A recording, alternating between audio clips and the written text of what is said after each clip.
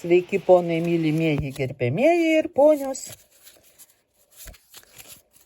Koks siurprizas mūsų laukia. Dvi pasiėmė iš karto ir gerai.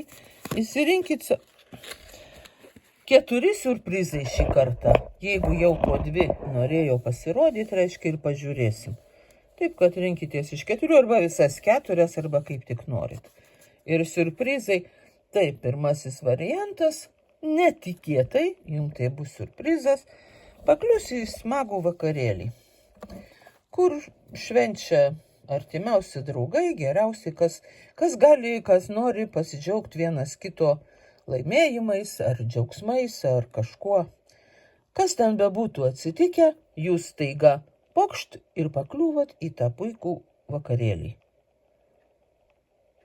Sakyčiau, nepadauginkit putojančio limonado, bet koks mano reikalas. Kaip norit, taip ir dauginkit.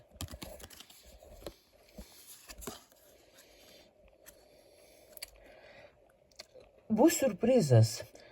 Gal jūs imsit ir įsimylėsit. Arba jūs pradžiugins jūsų kažkoks mielas draugas. Tiesiog taip pradžiugins. Tai palengvins jūsų dieną. Tai palengvins jūsų akimirką. Kad jūs stovėsit apstulbę, vos neapalpę iš džiaugsmo. Toks siurprizas.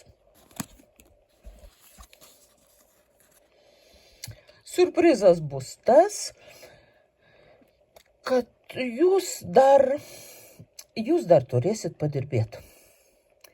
Dar kai ką atlikt, jūs gal buvot pamiršę tai atlikt.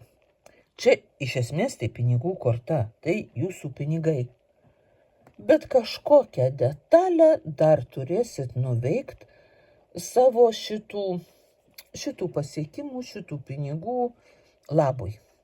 Kažkokio kablelio dar nebuvot padėję.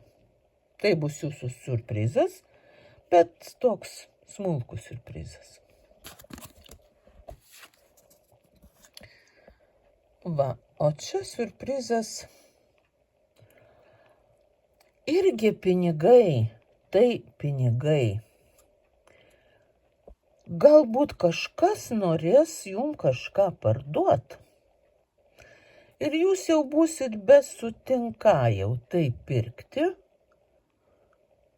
Ir staiga nutarsit tų pinigų, kuriuos turit, neišleisti.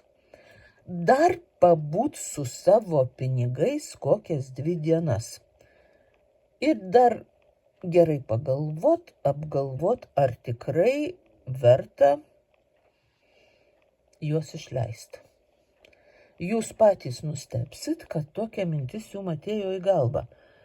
Bet tai bus ne mintis, tai bus jausmas, kad dar neverta išleisti šitų pinigų. Ir gal tai bus ženklas to, kad tai, ką jums pardavinėjo, nėra visiškai verta jūsų šitos sumos arba apskritai dėmesio.